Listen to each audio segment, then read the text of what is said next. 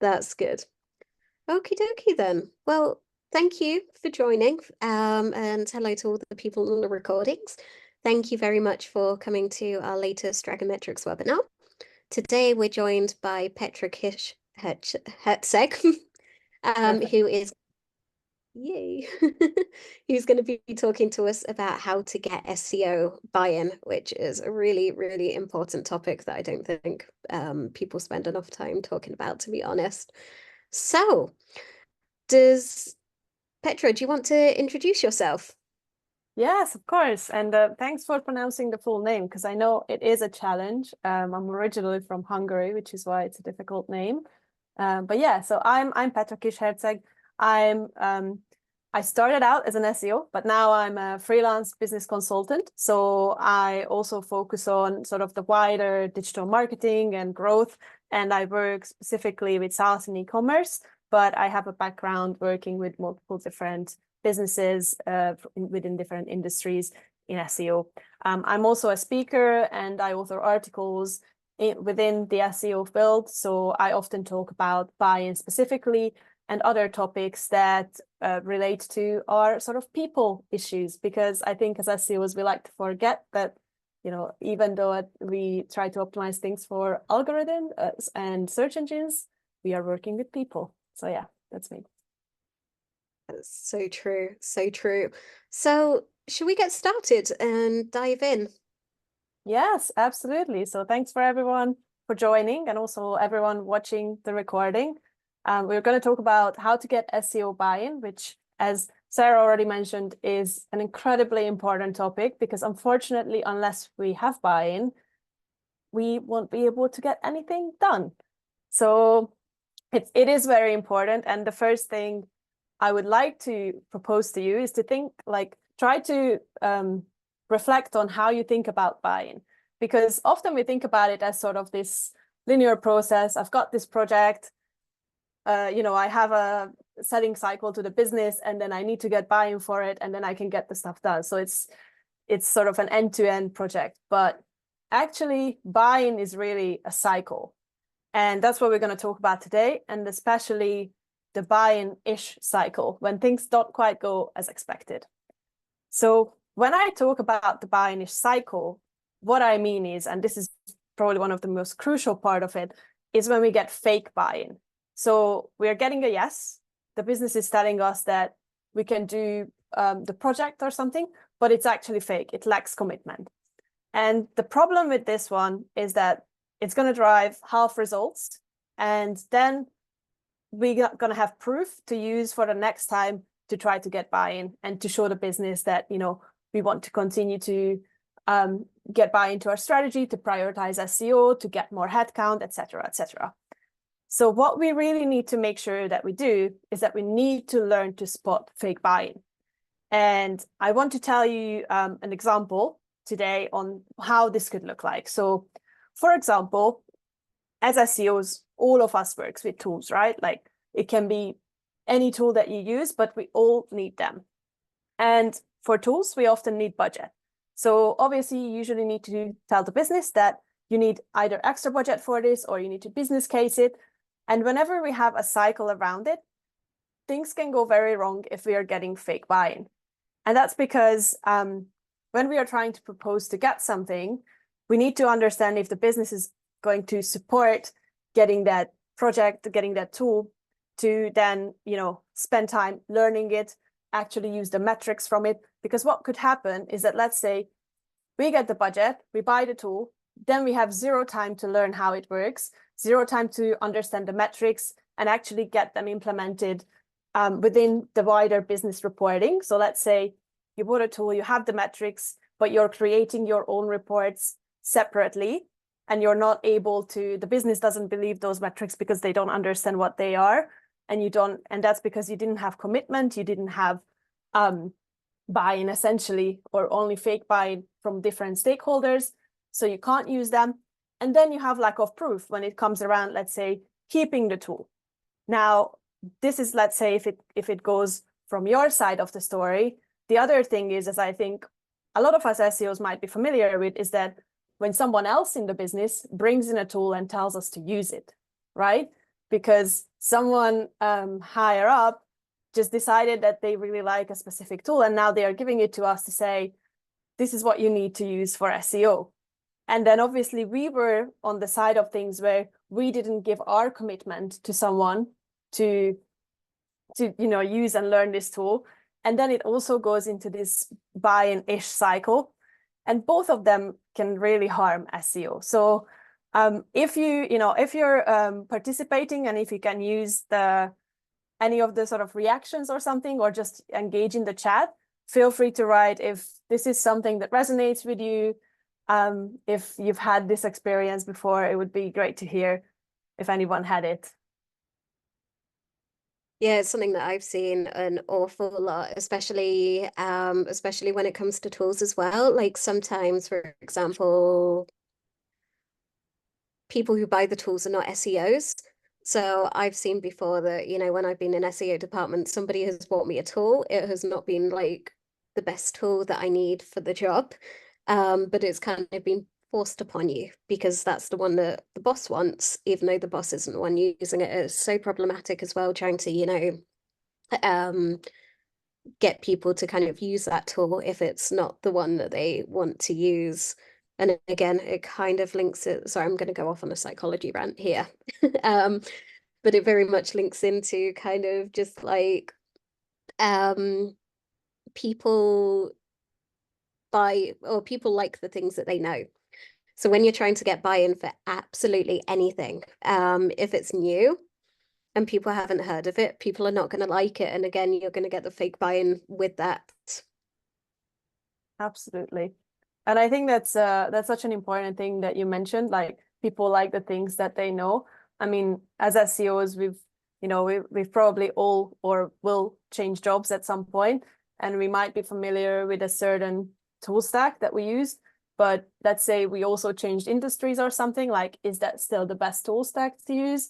Or does the new business already have specific tools they use? We just don't really want to go into that learning curve of understanding something new. Like, there are so many questions that we could ask within this cycle to get to the right decision. And they're all part of this buy-in cycle, because if, let's say, we are familiar with something and then we go to a new business and we really want to bring that in, that could really hurt our budget, right? If there are already other things available and we also need headcount, and we also need to get our SEO tickets prioritized, which, if we want to get SEO tickets prioritized, then the business says yes, but then at every single sprint, someone tells us, oh, sorry, it's been pushed back now. Then actually that yes that we got, at the first meeting of the sprint was not with commitment.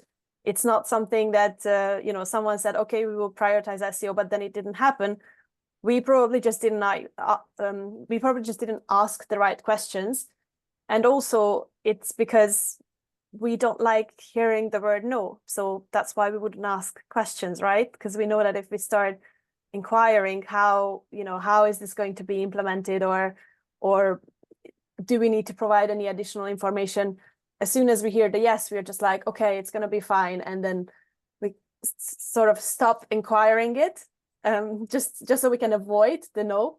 But actually hearing the word no is super, super powerful, because then you can start asking questions around why not. So let's say if we are sticking to the example of, like, if you're trying to get budget to get a new tool because you know that that's what's going to work for the business, but the business is telling you no, then we want to start asking the questions in terms of, like, why is that something? Where are the objections? Because the objections could be around the learning curve, that the business is not comfortable with bringing on something new because they don't know how the team will get trained. Then we need to address that, right? So all of these objections, the earlier we go in, the earlier we can start to address and eliminate that discomfort that leadership might be feeling from us wanting to propose a completely new project, a completely new change, a completely new idea, and eliminate that by really asking the objections and presenting solutions to that.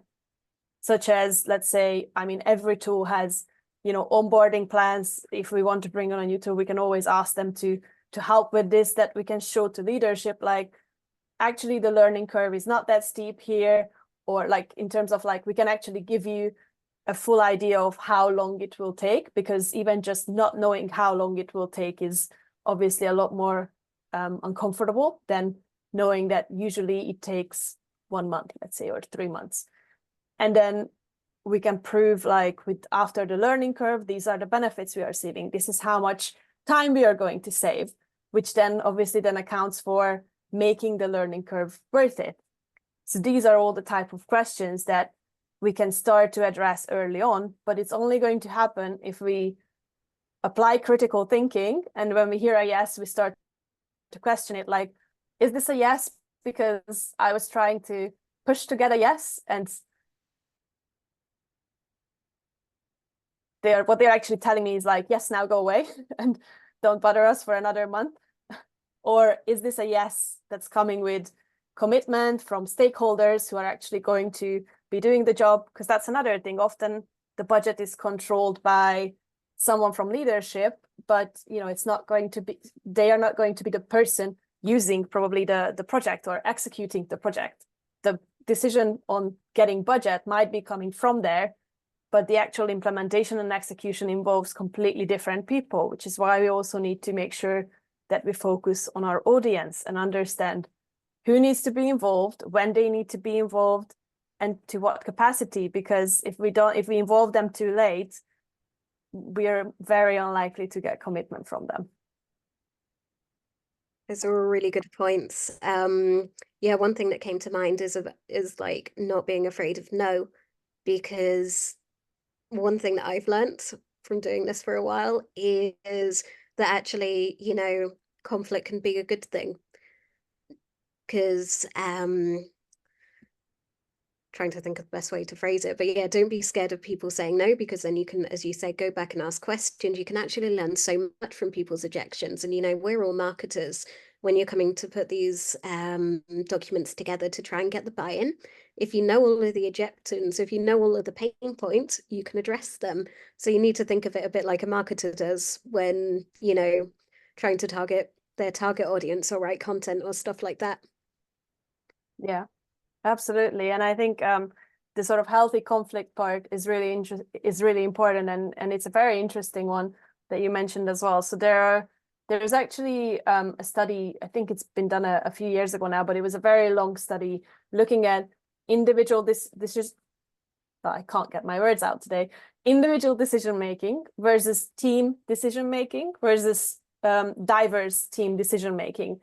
And the percentages are just really mind-blowing, because obviously as SEOs, I think quite a lot of SEOs still work alone. And I mean, I'm a consultant as well. So consultants often work alone technically within their own sort of niche, like just looking after SEO. But we all know that SEO is a collaborative effort and we need to work with different teams. And it really shows, because teams, the average teams outperform individuals like 66% of the time. So they make better decisions. And if the team gets diverse, it's like 87%.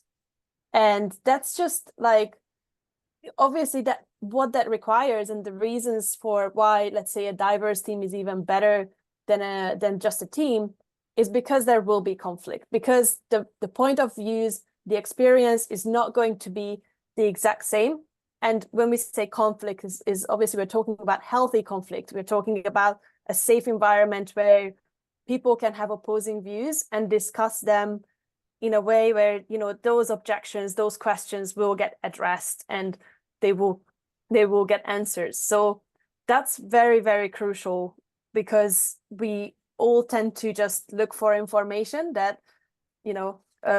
proves that our point is valid. I mean, I think one of these, I worked for a very long time in the local SEO. So like I worked local SEO in-house, and then I worked for a tool as well that looks at local SEO as part of their solution. And local SEO can definitely be something where it can be really difficult to convince the business. Like I think I found local SEO one of the most difficult ones, even though it makes so much sense. And the confirmation bias there is really that you're building the wrong business case. So you should still be building the business case for local SEO is right. But when you really follow the confirmation bias, like I was doing this as well at the very beginning, like I would be looking for stats like why local SEO is important. Like what are the stats from Google that says, this much percent of people go into store if they search for your shop. Okay, like these make me feel very good because I already think local SEO is important. So I'm trying to prove my point with stats. But what I was not doing is asking the business why they are not interested in local SEO. So why is it that they have fears because they have retail shops and retail managers and they are everywhere around the world or even in different countries, and they have fears and they don't necessarily trust that a tool could be rolled out to all of them easily. And I can focus on getting those stats, but that's not going to convince them. What's going to convince them if I really address the actual pain points, and again, those objections that we talked about earlier, like how this solution can actually be rolled out, how it can actually be implemented, how it can solve our own issues. The fact that Google says that local SEO is important, or anyone else, any expert says, is probably not going to be the game-changing thing. Oh, I found that a lot with international SEO. I found that like people do not want to buy into international SEO, unfortunately. And it's down to kind of like a fear of the unknown, fear of the international markets, that sort of thing. And trying, if you want to try and persuade a stakeholder to go further than, just translating their English strategy and go out with it, you really, really have to work hard to persuade them. Otherwise, like you said, asking the questions, addressing their points, because otherwise, people stick to what they like, people stick to what they know. They are not going to buy in if, you don't do it correctly. Absolutely. Yeah. And I think another part of this, which we haven't talked about yet, that's really important for the buy-in cycle and getting buy-in is, how much knowledge does the business have about SEO, like how educated they are about the importance of it, how much they understand what you're even doing at that business. And that all comes back to business maturity. And business maturity, obviously, there's a specific part of it just within SEO and how well they understand it. But even, just as a business, like how mature they are, like with their presence online, like with their brand, all of those things. So the next thing I also wanted to tackle is we started this presentation talking about, how getting buy-in is not really a linear process. It's more a cycle because there are a lot of questions and a lot of steps there, and you need to get buy-in at many different is maturity. So when I say business maturity, we often see charts like this where it's like the organization, like the business maturity in general, like with their brand and with their authority and all of that, and their investment in SEO. And then we try to sort of put our client or the company we are working with onto one of the bars in this chart, basically. But that really doesn't give us a full idea of what maturity is, because actually there are so many different aspects of maturity, and sort of things can often change. So I was actually working with a separate maturity chart, and I worked with Tore Gray from the Gray Company to develop a different maturity chart that we will share in the end as well. If you want to access it, it's a Google Sheet, so it's very easy to use as well, called OMG for SEO. And that gives a different type of maturity analysis where you can also assess where you are currently and where you want to get to. But instead of looking at it in a linear way, you can look at it in a graph that sort of has these different aspects, and it also gives a really good a really good guide for reflection. So as you're seeing here, there are 4 different parts: culture, strategy, technology, efficiency. And that's because, we know that all of these impact SEO. So culture, we could talk about things like what happens if one of the key decision makers leaves the business, like through the year at any point in the year. How are those people going to impact our actual SEO maturity? Because it could be like one of the developers that was a huge champion for the business. And that's why we are where we are, because we know that they're sort of them championing SEO internally really help to get tickets prioritized. If they leave the business, what does that mean? Because this current state could really drop potentially. Or strategy, obviously, is something that we would need to reassess every time we do strategy, whether that's yearly, even if we have quarterly strategies or something like that. It's really good to reflect on that. Same with technology. What if we lose access to a tool? What if we gain a new tool that will save us a lot more time? How does that improve, or how does that impact the overall maturity? And then efficiency. And I think efficiency is probably the one that gets forgotten most often, like, because we think about having sort of efficiency and culture, probably having those sort of written down things, or the more tangible things, like having a software, having a written down strategy. But the efficiency that like is really unique to our business and difficult to measure, how much time are we saving by having better or worse processes, or which solution will be better in terms of efficiency for our business, like executing like different tickets or something like that. So all of these, and I have some screenshots from the actual Google Sheet, so you can access this with the QR code, and then you can just copy it and use it for yourself. But there are quite a few different points here where you can look at the state of your SEO and then assess it for yourself. And as I said, this is free, so you can use this, but honestly, I would just encourage you to use anything, because that reflection and writing down that reflection for maturity really helps to get an idea on where the business is. And oftentimes we don't want to write it down because we think we know, we just talk to people and we roughly know, but we will forget specific parts. So the reason why I was developing this is because it has these 4 aspects: the culture, efficiency, technology, strategy, and that really helps to make sure that I'm equally focusing on all 4 of these areas. And then what you get in the end is a chart like this one, and the yellow is the current state, and then the blue is sort of where you want to get to. So you can kind of see how far away you are and visually see how far away you are from your goal. But also to remind yourself that that sort of yellow circle is not just your current state, that's a given.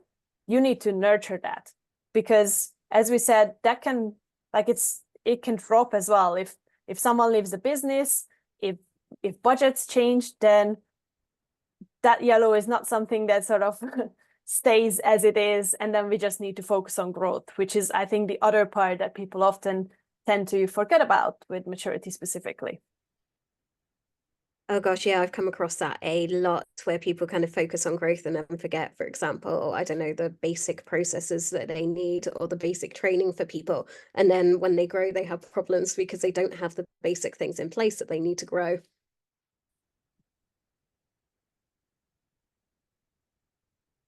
Absolutely. And I mean, there's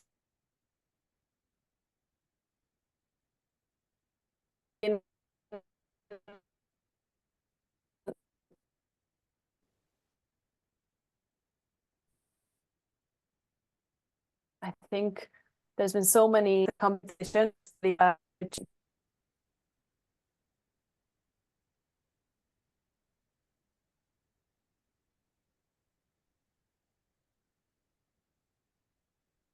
Hear me okay? Yeah, it went a bit fuzzy for me just then. Can everybody in the chat still, or can people let me know in the chat if you can still hear it okay? Hopefully. Or in other case, just let us know if you can't. That works as well.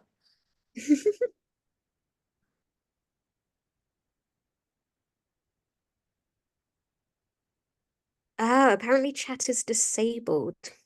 I have no Oh. idea how to enable the chat. So I am sorry, Okay.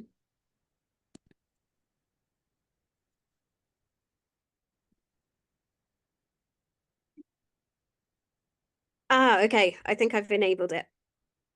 Can people use the chat?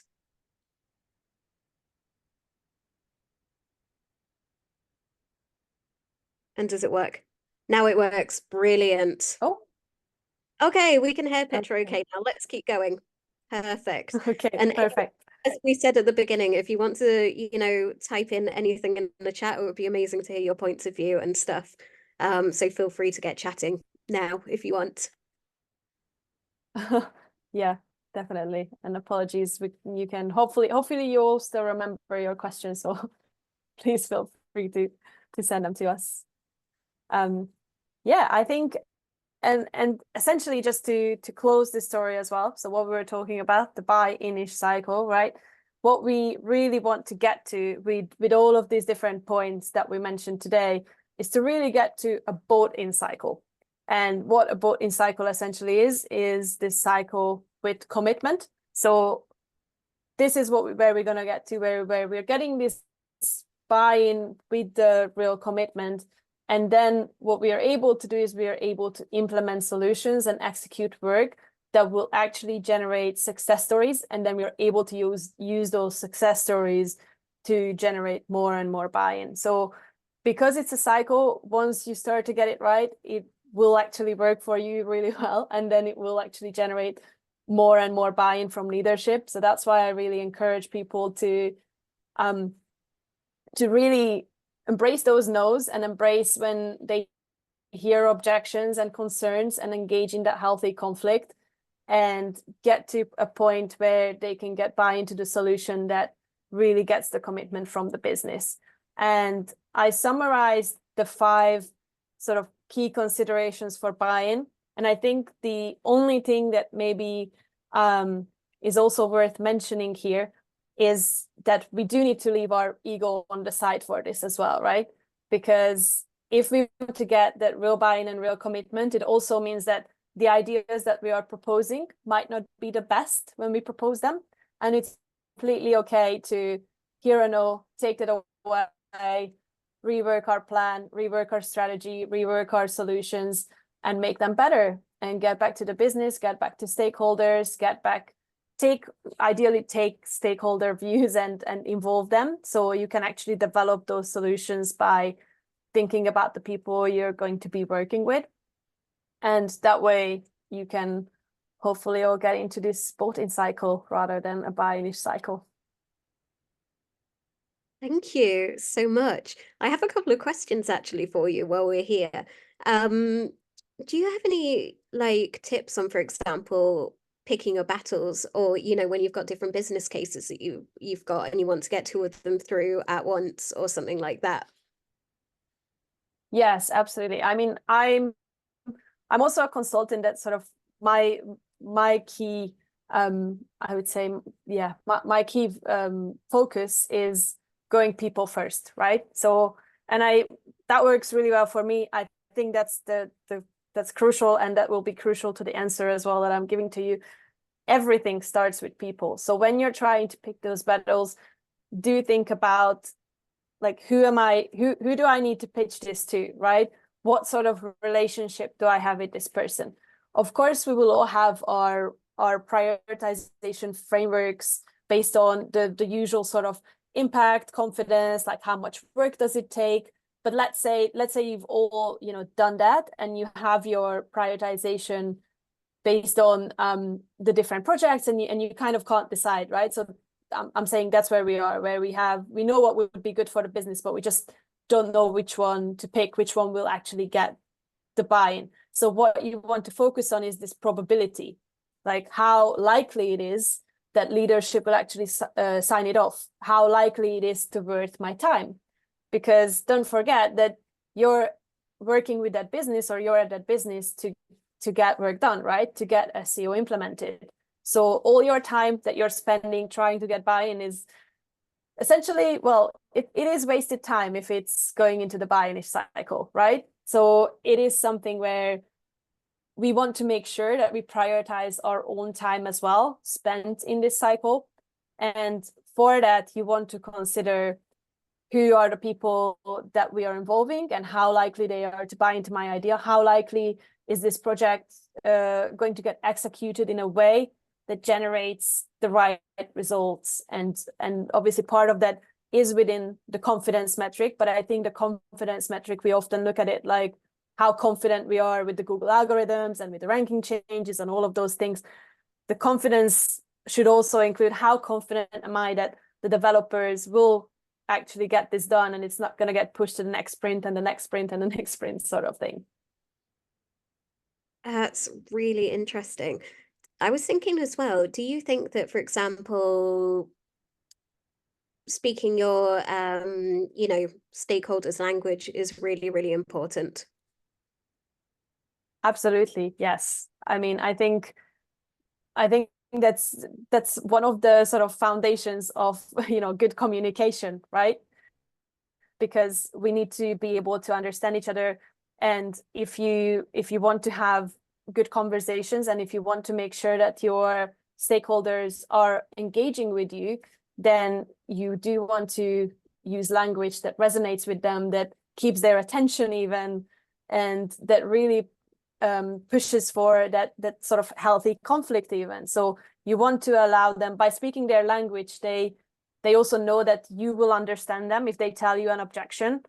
If you're sort of using your SEO jargon and you're not showing that you're also aware of how the development processes work, then they might not even bother to tell you why something isn't possible, because you haven't given them a sign that you've taken the time to understand their process, you've taken the time to understand the business process and what they are doing every day. So I think using the right language definitely shows that you've been listening and you've educated yourself, so you want to engage in healthy conflict. Oh yeah, I totally agree with you about the SEO jargon, because again, that's something that I've seen a lot, that, for example, the SEOs will go in speaking SEO language, but the stakeholders, the people who are in charge, they don't know SEO. So you have to really break it down and speak to them in a way that they can understand, rather than, doing it like we would speak to each other. 100%. And I think one easier thing there, because people often ask like, okay, what is sort of too much SEO language and how do I speak the right language? Just look at like how the business speaks about itself. Like look at how whatever it is, how the business communicates their strategy to you. What are their sort of propositions? What are their core metrics? How do they talk about their customer? Focus on their customer. Like you can never go wrong with that if you tell stories about the business's customer and involve SEO within that. And it's always possible, because even when we even though we optimize things for search engines, the end user is still a human being, and it is still someone you want to become a customer for the brand, or is already a customer for the brand or the company you're working with. So I would always just say that put sort of that mindset on and use anything that you can get from the business in terms of what language they use to communicate with you, and put those two together, and hopefully that will give you a good idea. Amazing. I've got one final question for you, and then I think we can hand over to audience questions. I saw in one of your talks that you did before that you mentioned about adding probability to your metrics when you're trying to get buy-in. Could you maybe explain that a little bit more? Yes, absolutely. So again, I don't have like a very universal framework for this, and I will explain. So it's not something that's within that Google sheet, and I will explain why. So the reason for this is because you likely need to come up with your own probability metrics, but I can tell you what should go into that. So the probability metric is something where you want to identify those key stakeholders, let's say, who you need to get buy-in from. So the probability is really based on the process. You understand the process in terms of what that buy-in needs. And that can be, it needs to get buy-in from IT, because we're gonna put up a new subdomain. And unless IT says okay, the whole project isn't going to happen, right? So you write down each of these steps in terms of what needs to get done. And then you look at the people who are responsible for those individual decisions.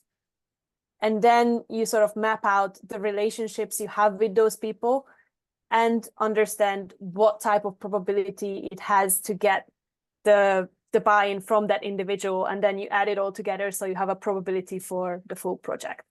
So hopefully that kind of explains it. But again, look at the process, look at the individuals involved in that process, and then look at how likely it is that they will give you the commitment, they will give you the buy-in that you need. Amazing. Well, thank you so much for everything and all of the questions. Does anybody have any questions from the audience at all?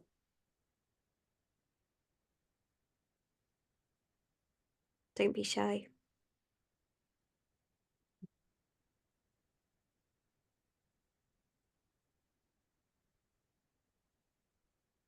I think we might be okay. I think we might not have any questions. Right?